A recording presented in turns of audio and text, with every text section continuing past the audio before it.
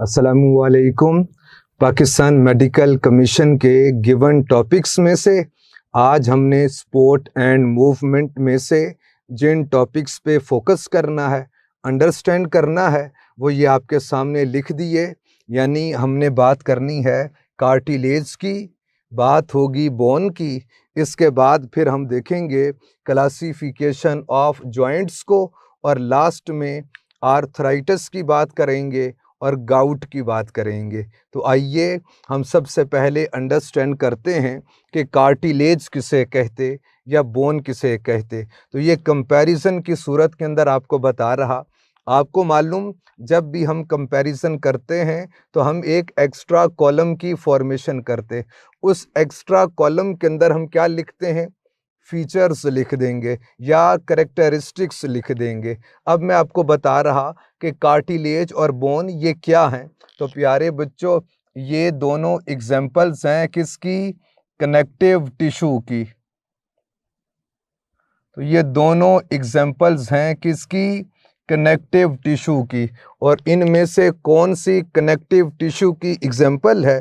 तो प्यारे बच्चों, हम लोग बोलेंगे कि कार्टिलेज भी कनेक्टिव टिश्यू होता है, और बोन के हवाले से बात कीजिए तो ये भी क्या है?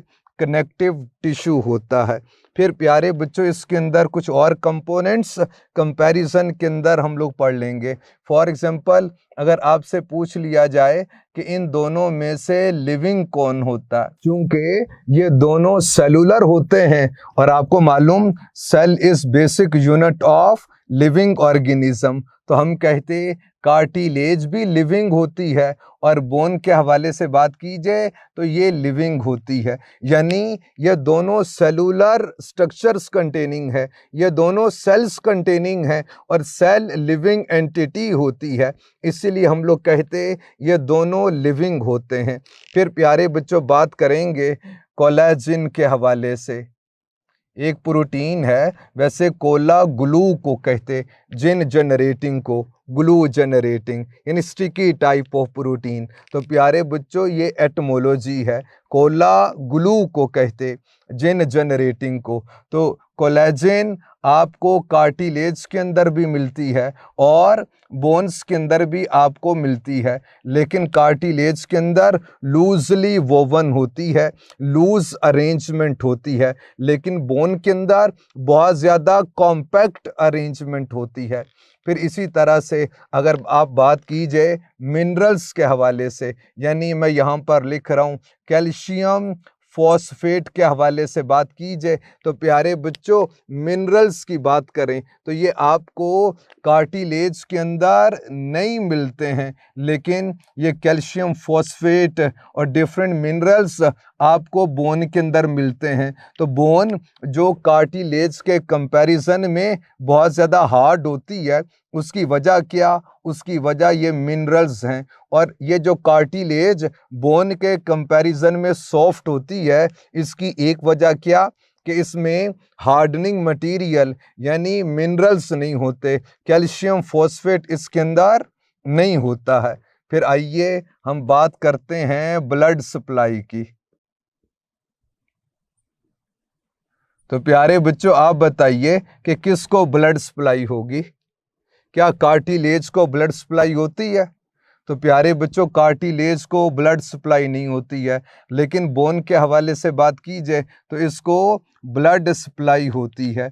इसीलिए प्यारे बच्चों, बोन के अंदर वो जो रिपेयरिंग का प्रोसेस है वो बहुत ज़्यादा फास्ट होता है कार्टिलेज के कंपैरिजन के अंदर। अच्छा, आपके मन में आएगा कि सर, अगर कार्टिलेज को ब्लड सप्लाई नहीं होती है तो कार्टिलेज के जो सेल्स हैं उनको फूड कौन सप्लाई करेगा? तो याद रखिए, कार्टिलेज के अराउंड में जो भी स्ट्रक्चर है उसको ब्लड सप्लाई होती है, और जब वो इंटरसेलुलर स्पेसेस के अंदर फूड मटेरियल आएगा तो कार्टिलेजिनस सेल्स को डिफ्यूजन के थ्रू मिल जाएगा। आइए अब कौन से सेल्स होते हैं उन सेल्स के हवाले से बात करेंगे। सेल्स के हवाले से बात कीजिए तो जो कार्टिलेज का सेल होता है उसे हम लोग बोलते हैं क्या? कॉन्ड्रोसाइट। याद रखिए, कॉन्ड्रो कहते ही किसको? कार्टिलेज को कहते, और साइट बोलिए तो क्या? सेल को कहते। तो cell of cartilage is known as chondrocyte ही बोलेंगे उसको। और फिर प्यारे बच्चों बोन्स के हवाले से बात की जाए तो यहाँ पर आपको डिफरेंट टाइप्स के सेल्स मिलते। फॉर एग्जांपल एक सेल की बात की जाए उसे आप कहते हो ओस्टियोब्लास्ट। आपको मालूम ओस्टियो किसे कहते? ओस्टियो बोन को कहते, और ब्लास्ट टू ब्लूम खिल उठना। यानी प्यारे बच्चों हम कहते इन्हीं सेल्स से फिर मैच्योर बोन सेल्स की फॉर्मेशन होती है। तो हम कहते हैं bone forming cell is known as osteoblast. और ओस्टियोब्लास्ट के अराउंड में जब बहुत ज़्यादा कोलेजन आ जाए और ये उस मैट्रिक्स के अंदर गिर जाएं और मैट्रिक्स इन सेल्स को अच्छे तरीके से कवर कर ले, या यूं समझिए कि जब ओस्टियोब्लास्ट मैच्योर हो जाए तो प्यारे बच्चों फिर इससे बनता है क्या?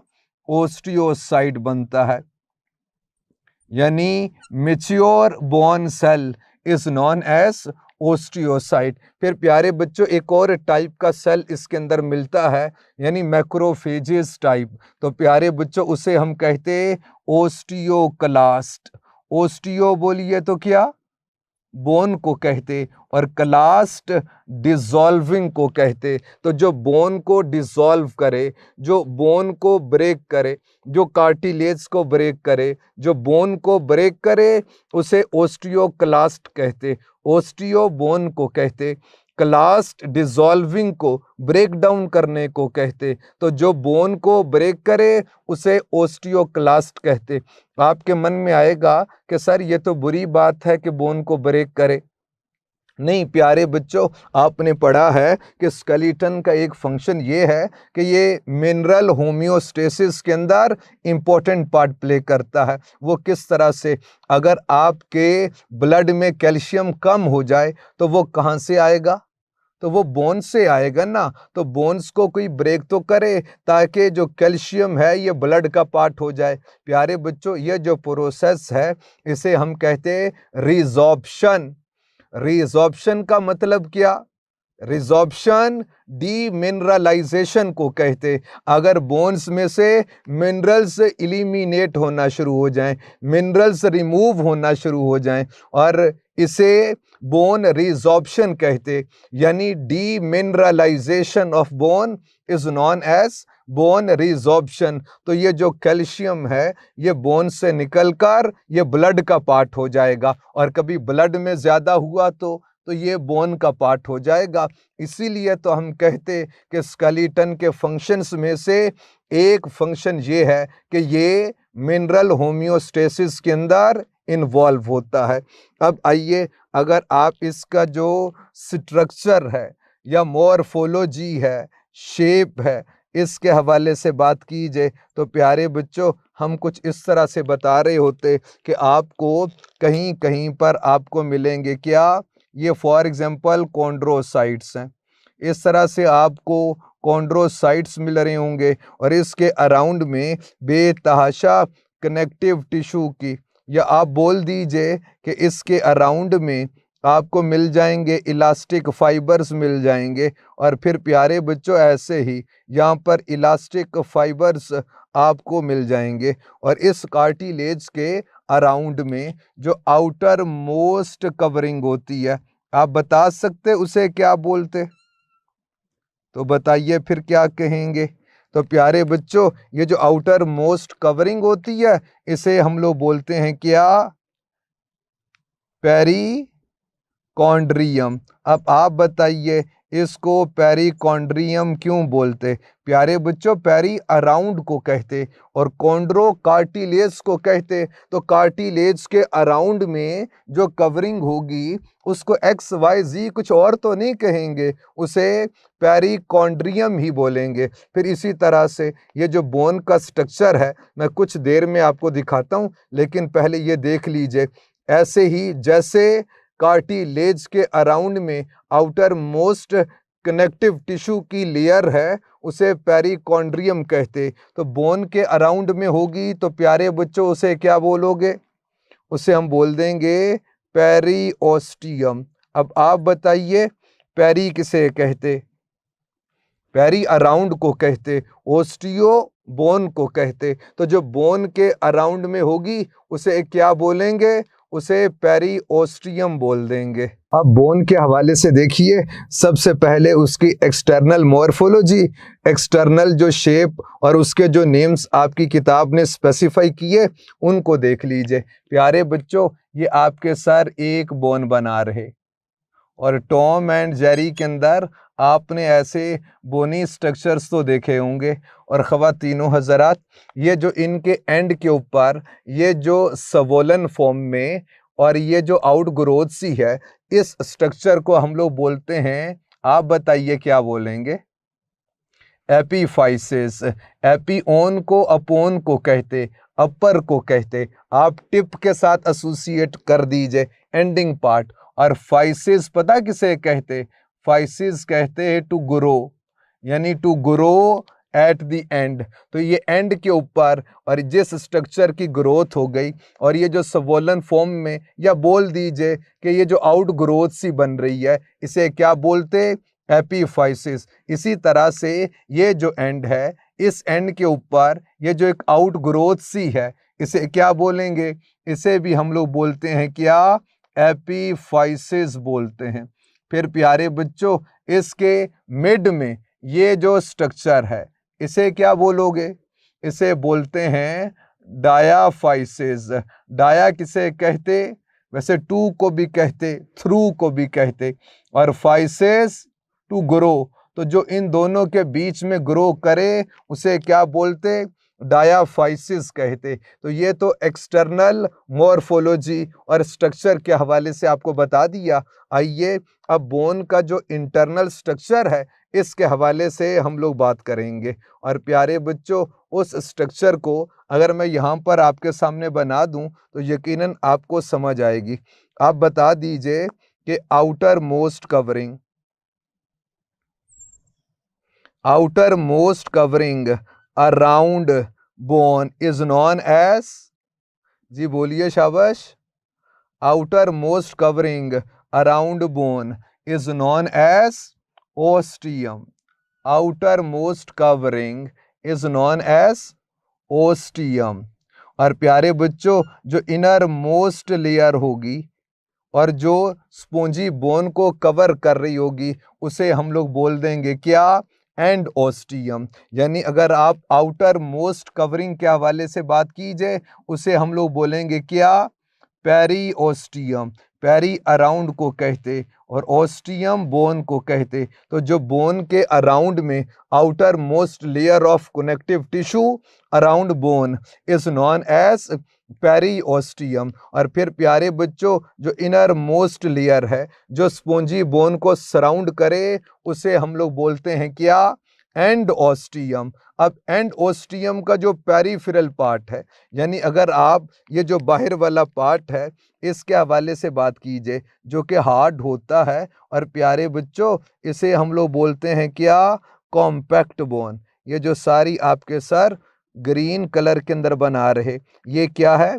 Compact bone. बेसिकली ये कॉम्पैक्ट बोन ही है that gives surface for attachment of muscles. तो ये जो बाहर वाला हार्ड स्ट्रक्चर है, इसे आप लोग बोलते हैं क्या?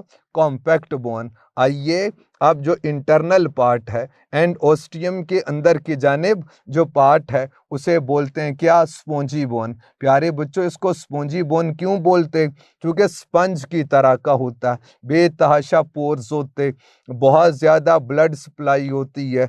और प्यारे बच्चों, इसके सेंटर के अंदर आपको ये येलो से कलर का एक बॉडी मिलती है, इसे बोलते हैं येलो बोन मैरो। सबसे पहले तो आप ये बताइए कि बोन मैरो, मैरो किसे कहते? बोन तो आपको मालूम है, बोन बोन को कहते हैं। What is marrow? Marrow matter को कहते। तो जो बोन का मैटर होगा उसे क्या बोलोगे?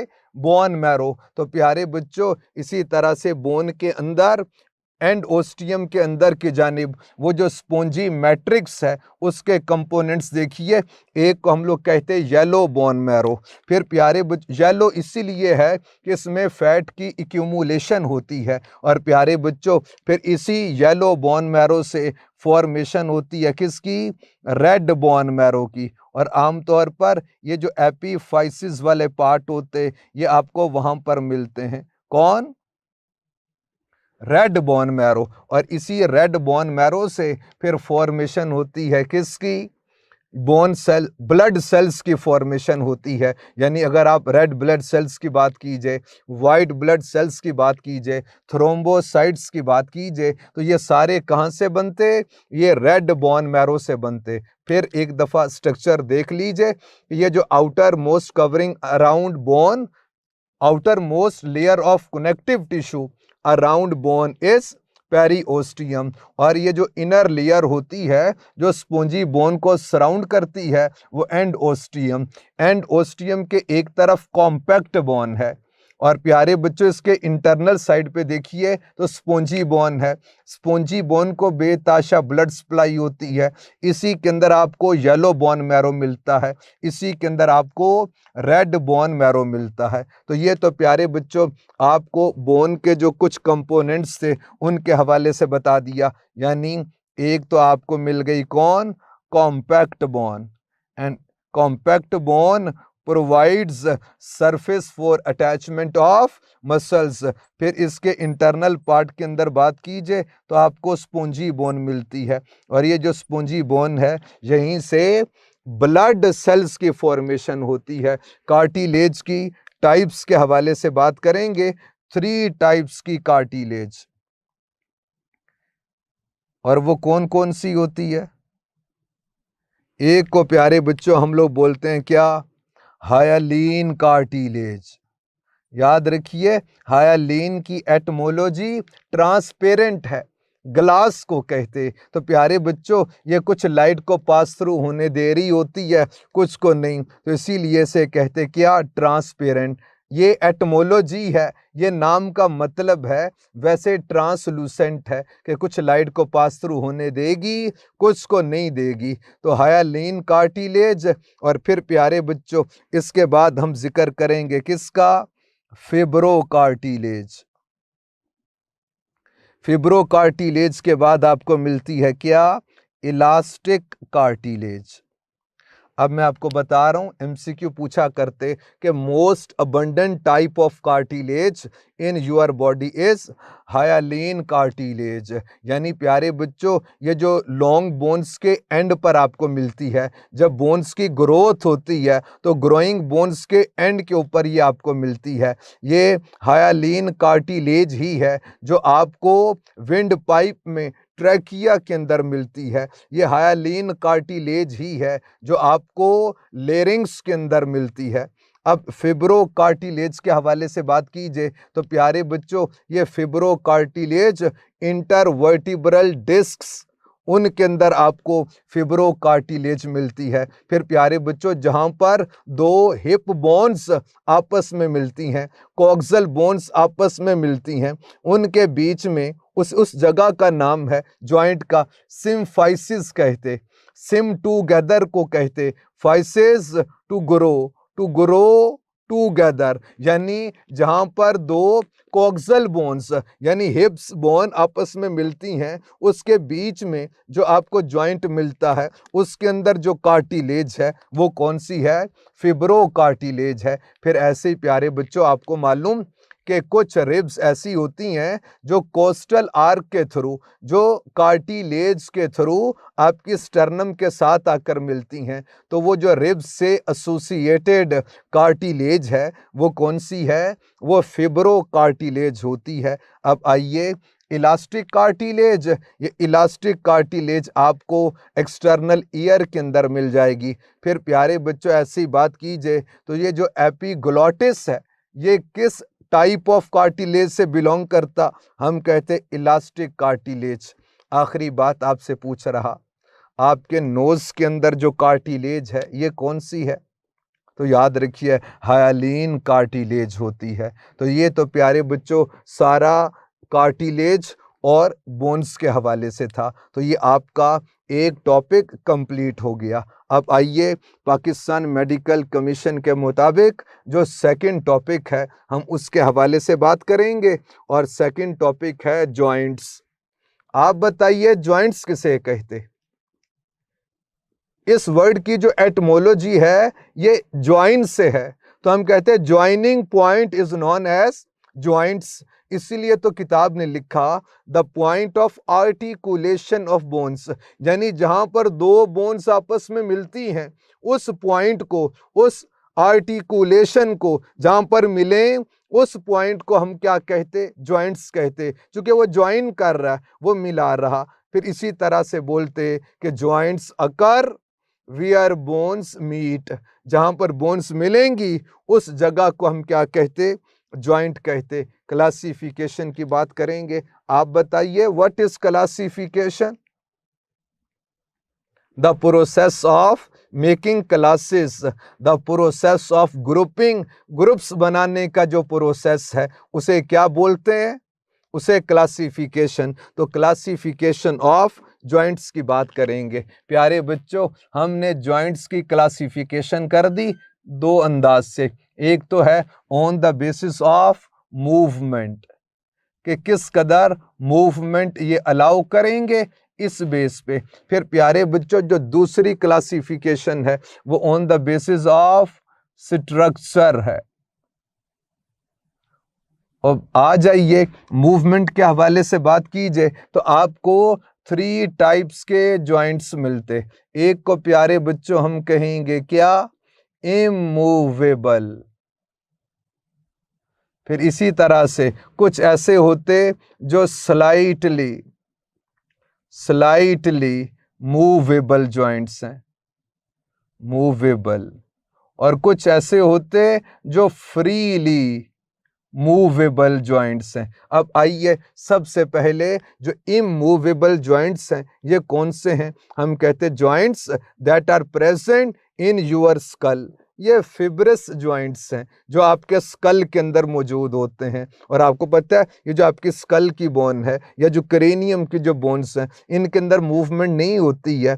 प्यारे बच्चों इसकी वजह कौन है? कि ये इमूवेबल जॉइंट्स की एग्जाम्पल हैं, फिब्रस जॉइंट्स होते। स्ट्रक्चर के हवाले से बात कीजिए। फिर ऐसे ही अगर आप स्लाइटली मूवेबल जॉइंट्स के हवाले से बात कीजिए तो हम कहते यहाँ पर ये कार्टिलेजिनस हैं, स्लाइटली मूवेबल जॉइंट्स। ये कहाँ पर मिलते? ये जो वर्टिब्रल कॉलम के अंदर आपको जॉइंट्स मिलते, ये प्यारे बच्चों स्लाइटली मूवेबल। आपके मन में आएगा कि नहीं सर, नमाज जब हम लोग पढ़ते हैं हम अपर पार्ट की इतनी ज़्यादा बेंडिंग एक्टिविटी परफॉर्म कर सकते हैं, तो ये तो फ्रीली होना चाहिए। नहीं प्यारे बच्चों, बात ये है कि दो वर्टिब्रा, पहले तो ये देखिए कि वर्टिब्रेट कौन होता है या वर्टिब्रल कॉलम क्या होता है। तो याद रखिए वर्टिब्रा की एटमोलॉजी है क्या? टू बेंड, झुकना। तो जो झुकना अलाउ करे उसे वर्टिब्रा कहते। तो 33 वर्टिब्री उनके मिलने से कॉलम बनता है जो बेंडिंग अलाउ कर रहा। तो प्यारे बच्चों इसीलिए तो इसे वर्टिब्रल कॉलम कहते। आपके मन में आएगा कि सर वर्टिब्रल कॉलम के अंदर तो बहुत ज्यादा मूवमेंट होती है, तो ये तो फ्रीली मूवेबल होना चाहिए। नहीं प्यारे बच्चों, ऐसे नहीं है। दो वर्टिब्रा के बीच में स्लाइटली मूवेबल होता है, और वो स्लाइटली होते होते वो बहुत ज्यादा हो गया। लेकिन एक जॉइंट के हवाले से बात कीजिए, दो वर्टिब्री के हवाले से बात कीजिए, इनके बीच में जो जॉइंट है वो स्लाइटली मूवेबल होता है। फिर फ्रीली मूवेबल जॉइंट्स की बात कीजिए तो प्यारे बच्चों इसके अंदर हिंज जॉइंट के हवाले से बात करेंगे, ball and socket joint, synovial joint की बात होती है जो आपको बेतहाशा मूवमेंट अलाउ करें। आप नी जॉइंट का जिक्र करते, एल्बो जॉइंट का जिक्र होता है। फिर इसी तरह से ये जो शोल्डर जॉइंट, हिप जॉइंट के हवाले से बात करते। तो ये तो मूवमेंट के हवाले से आपको बता दिया। अब आइए बात करते हैं स्ट्रक्चर के हवाले से। स्ट्रक्चर के हवाले से भी बात कीजिए तो आपको 3 टाइप्स के जॉइंट्स मिलते। प्यारे बच्चों, एक को हम लोग बोलते हैं क्या? Fibrous joints. एक को आप लोग कहते हो क्या, फिब्रस जॉइंट्स। अब ये कहां पर होते, तो ये आपको बता दिया। बेसिकली इसमें सिर्फ कोलेजन फाइबर्स होते जो आपके स्कल के अंदर मौजूद हैं, सूचर है ना, जहां पर वो बोन्स आपस में कनेक्ट हो रही हैं, तो उनकी प्यारे बच्चों स्टिचिंग की सूरत के अंदर। और जो इमूवेबल जॉइंट्स बनाते वो कौन हैं, फिब्रस जॉइंट्स हैं। इसी तरह से ये जो आपके टीथ जॉ के अंदर फिक्स्ड हैं, इसकी वजह कौन है, वजह फिब्रस जॉइंट्स हैं।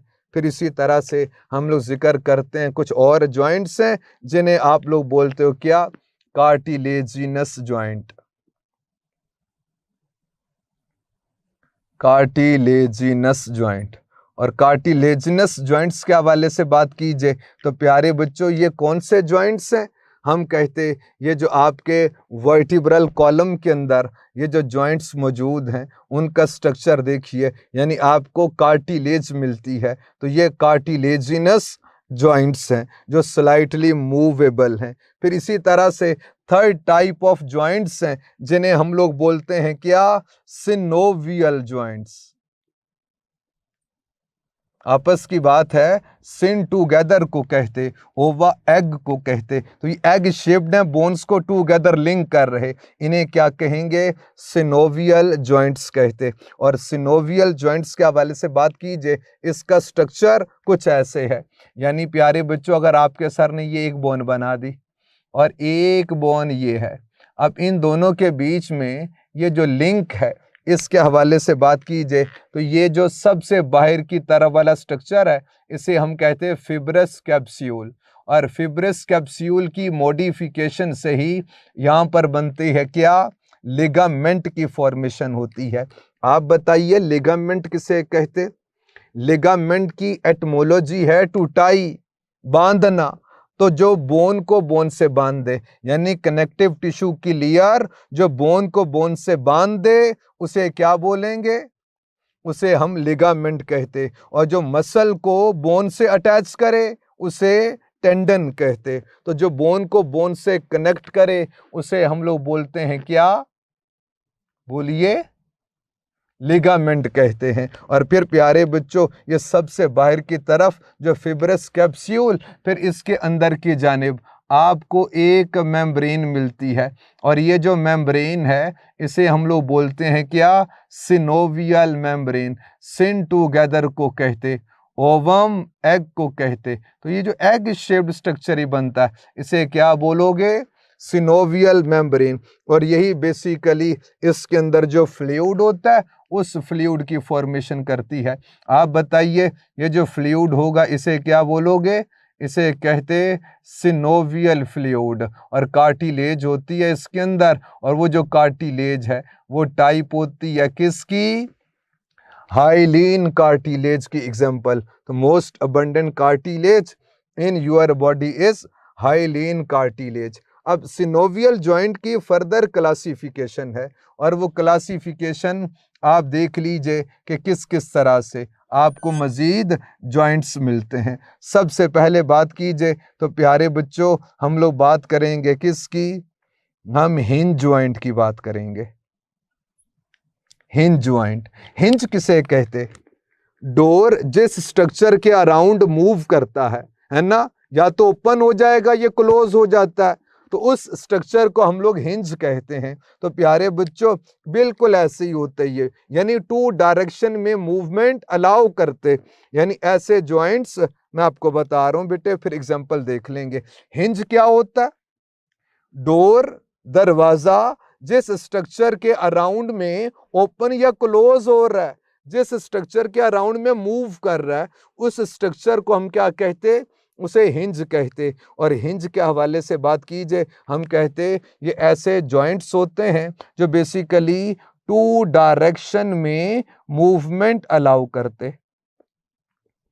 टू डायरेक्शन का मतलब प्यारे बच्चों अभी देखेंगे, और इसका मतलब ये भी है कि वन प्लेन के अंदर मूवमेंट अलाउ करते। जैसे प्यारे बच्चों अगर ये जो स्ट्रक्चर आपके सामने ये मौजूद है बिल्कुल ऐसे, ये वन प्लेन है, तो प्यारे बच्चों ये देखिए ज़रा एग्जाम्पल, और फिर पहले बकिया बातें देख लीजिए, फिर मैं एग्जाम्पल से और फिर परफॉर्म करके आपको बता दूं कि हिंज जॉइंट किस तरह से होता है।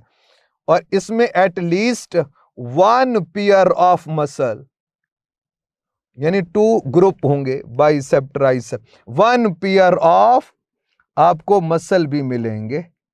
और फॉर एग्जांपल अगर आप देख लीजिए एग्जांपल में, तो ये जो एल्बो जॉइंट है ये एग्जांपल है किसकी, हिंज जॉइंट की। नी जॉइंट के हवाले से बात कीजिए, ये एग्जांपल है किसकी, हिंज जॉइंट की। अब देखिए ये जो आपके सामने ग्लास बोर्ड है, बेसिकली ये 1 प्लेन है। तो आप देखिए ज़रा एल्बो जॉइंट के हवाले से कि ये 1 प्लेन है, लेकिन ये अपवर्ड डायरेक्शन फिर डाउनवर्ड, यानी फ्लेक्शन और फिर एक्सटेंशन होती है। तो प्यारे बच्चों डायरेक्शन 2 है, प्लेन एक ही रहेगा, तो इसे हम लोग बोलते हैं हिंज जॉइंट, जो 2 डायरेक्शन में मूवमेंट को अलाउ करे और प्लेन एक ही हो। तो यहाँ पर आपको at least 1 pair of muscle मिलते हैं। एग्जाम्पल बता दीजिए, मैंने बता दिया आपको कि इसके अंदर हम लोग बात करते हैं किसकी, एल्बो जॉइंट की बात होती है, और फिर किसकी, नी जॉइंट की बात होती है। अब फिर प्यारे बच्चों इसी तरह से एक और टाइप देखिए, उसे हम लोग कहते क्या, ball and socket joint. Socket तो बॉल तो आपको मालूम है, और सॉकेट भी, जहां पर स्विच अंदर लगता है ना उसे सॉकेट कहते, यानी डिप्रेशन को बोल दीजिए सॉकेट कहते। तो प्यारे बच्चों एक बॉल होता है और एक डिप्रेशन सा होता है, उसे क्या बोलते, बॉल एंड सॉकेट जॉइंट। ये ऐसे होते जो ऑल डायरेक्शंस के अंदर मूवमेंट अलाउ कर रहे होते, जो मल्टीपल प्लेन के अंदर मूवमेंट को अलाउ कर रहे होते। और प्यारे बच्चों एट लीस्ट यहां पर जैसे यहां हिंज जॉइंट के अंदर 1 पेयर ऑफ मसल था, बॉल एंड सॉकेट जॉइंट के अंदर 2 पेयर ऑफ मसल्स मिलेंगे एट लीस्ट। और एग्जांपल देख लीजिए, हम लोग कहते ये जो आपका शोल्डर जॉइंट है, ये आपको सारी डायरेक्शन के अंदर मूवमेंट को अलाउ कर रहा होता है। फिर हिप जॉइंट के हवाले से बात कीजिए, ये भी तमाम डायरेक्शंस के अंदर, मल्टीपल प्लेन के अंदर आपको डायरेक्शन और मूवमेंट अलाउ कर रहा होता है। प्यारे बच्चों ये जो शोल्डर जॉइंट पे सॉकेट होती है ये ज़्यादा डीप नहीं होती है, लेकिन हिप जॉइंट के अंदर जो सॉकेट होती है वो बहुत ज़्यादा डीप होती है, वो एसीटाबुलम याद आता होगा आपको। तो प्यारे बच्चों इसीलिए लोगों की बाजू तो उतर जाया करती है, लेकिन ये जो हिप जॉइंट है ये कभी कभार ही डिसलोकेशन होती है, क्योंकि इसकी सॉकेट बहुत गहरी होती है। फिर इसके बाद एक और जॉइंट के हवाले से बात करेंगे, उसे कहते हैं पिवट जॉइंट। प्यारे बच्चों ऐसा जॉइंट जो आपको रोटेशनल मूवमेंट अलाउ करे उसे क्या कहते, उसे पिवट जॉइंट कहते। जैसे फर्स्ट और सेकंड वर्टिब्रा, इसके बीच में जो जॉइंट होता है, फर्स्ट वर्टिब्रा का नाम पता है आपको क्या, एटलस कहते। एटलस की एटमोलॉजी स्पोर्टर है, जो आपके पूरे स्कल को सपोर्ट कर रहा, उस वर्टिब्रा को एटलस कहते। और second vertebra is axis, central. तो प्यारे बच्चों एटलस और एक्सिस यानी फर्स्ट और सेकंड वर्टिब्रा के बीच में जो जॉइंट है वो पिवट जॉइंट है, और ये आपको रोटेशनल मूवमेंट अलाउ करता है। तो जब आप करते हैं ना और गर्दन हिला के इशारे से ना करते हैं, तो बेसिकली ये आप पिवट जॉइंट को इस्तेमाल कर रहे। फिर इसी तरह से प्यारे बच्चों हम लोग बोलते हैं कि ये जो आपकी कार्पल्स के अंदर जॉइंट है, फिर इसी तरह से ये जो आपके पाँव में टार्सल्स के अंदर जॉइंट हैं, इसे हम लोग कहते क्या, ग्लाइडिंग जॉइंट्स। चूँकि बुक के अंदर इन 4 का जिक्र था, सिर्फ नाम लिखे हुए, तो मैंने जिक्र कर दिया आपके सामने। ग्लाइडिंग जॉइंट की बात करते हैं, ये बात क्लियर हो गई आपको। अब ग्लाइडिंग जॉइंट क्या है, यहाँ पर बोन्स की एक दूसरे के ऊपर हल्की सी स्लाइडिंग होती है। तो प्यारे बच्चों इसीलिए से क्या कहते, स्लाइडिंग जॉइंट या ग्लाइडिंग जॉइंट बोलते हैं। यह भी एग्जाम्पल है किसकी, सिनोवियल जॉइंट की। यह भी एग्जाम्पल है किसकी, सिनोवियल जॉइंट की। और यह कहां पर होता है, हम कहते कार्पल्स में, रिस्ट के अंदर ये जो कार्पल के बीच में जॉइंट है, ये कौन सा, ग्लाइडिंग जॉइंट है। लास्ट में पाकिस्तान मेडिकल कमीशन की ये ख्वाहिश है कि स्टूडेंट्स को बता दिया जाए कि what is definition of arthritis और what is definition of gout. ये बताना आपको, आप बताइए व्हाट इज आर्थराइटिस। तो यहाँ पर आपके सर लिख रहे हैं इसको कि आर्थराइटिस क्या होता है, फिर उसकी जो टाइप्स हैं उनके हवाले से हम हल्का सा जिक्र कर देंगे। प्यारे बच्चों याद रखो, आर्थरो किसे कहते, आपने आर्थ्रोपोडा भी तो पढ़ा है, आर्थरो जॉइंट को ही कहते, तो जॉइंट की स्टडी के हवाले से भी आर्थो का वर्ड इस्तेमाल होता है। तो आर्थरो जॉइंट्स को कहते। और what is itis, itis inflammation को कहते। आपने हेपेटाइटिस भी तो पढ़ा है, आपने अपेंडिसाइटिस भी तो पढ़ा है कि इन्फ्लेमेशन। तो अगर लिवर की हो तो हेपेटिक लिवर को कहते itis inflammation, inflammation of liver is hepatitis. तो inflammation of joints is known as arthritis. Arthritis के हवाले से बात की जाए तो ये आपको जो क्रॉनिक फॉर्म के अंदर जो कांस्टेंट हो जाए, जो 3 मंथ या 6 मंथ से ज्यादा रहे, उसके हवाले से किताब ने कुछ लिखा है। एक तो प्यारे बच्चों कहते ओस्टियो आर्थराइटिस,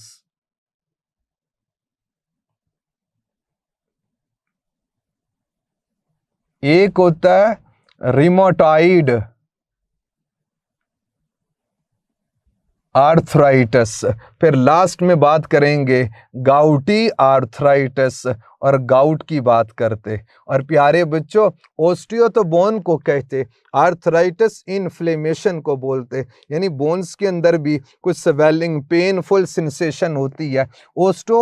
ओस्टियो आर्थराइटिस की जो वजह है वो क्या, वो एजिंग है बेटे, यानी वक्त गुजरने के साथ जो फंक्शंस के अंदर डिक्लाइन आ रहा है, नेगेटिव फिजियोलॉजी की वजह से, कार्टिलेज की डिसइंटीग्रेशन की वजह से, जब कार्टिलेज ख़त्म हो जाएगी तो फ्रिक्शन जब मिनिमम हो जाएगी और बोन्स के टकराने की वजह से फिर प्यारे बच्चों वो स्वेलिंग सी होती है, पेनफुल सेंसेशन होती है।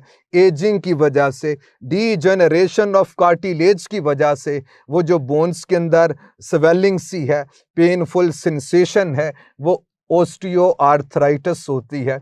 अब रियो वैसे फ्लो को कहते, तो रिमाटॉइड आर्थराइटिस की बात की जाए, ये ऑटो इम्यून डिसऑर्डर है।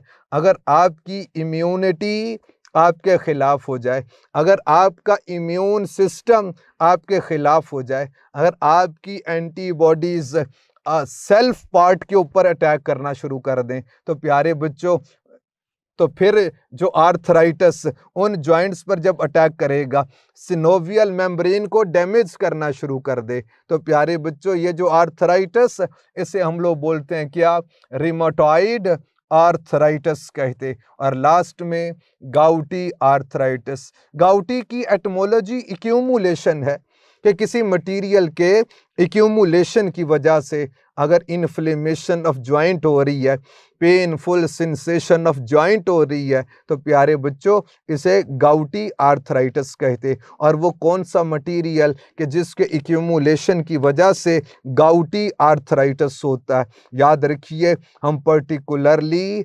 मेटाबॉलिक डिसऑर्डर के साथ एसोसिएट कर रहे, यानी अगर यूरिक एसिड की एक्यूमुलेशन जॉइंट्स के अंदर होना शुरू हो जाए और यूरिक एसिड्स की जो क्रिस्टल्स हैं ये जॉइंट को डैमेज करना शुरू कर दें, तो प्यारे बच्चों पेनफुल सेंसेशन होती है। तो ये जो यूरिक एसिड के एक्यूमुलेशन की वजह से आर्थराइटिस, इसे क्या कहते, गाउटी आर्थराइटिस।